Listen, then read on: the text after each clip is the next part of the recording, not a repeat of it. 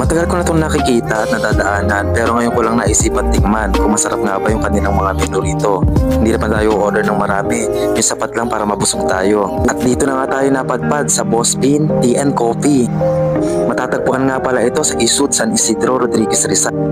Pwede nyo rin pala silang i-follow sa Facebook para makakuha kayo ng sapat na impormasyon pag gusto nyo silang puntahan katulad ng address at mga menu na meron sila.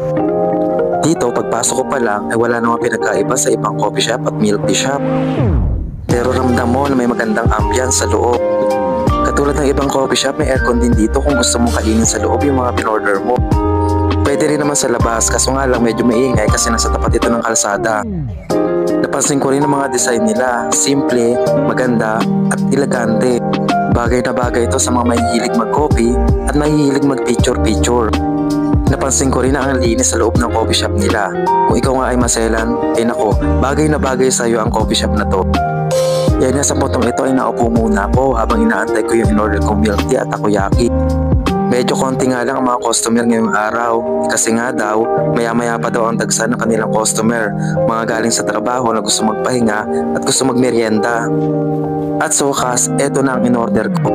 Umorder nga pala ako dito ng avocado flavor na milk tea at isang order ng takoyaki. Itsura pa lang ng takoyaki mo kung masarap na.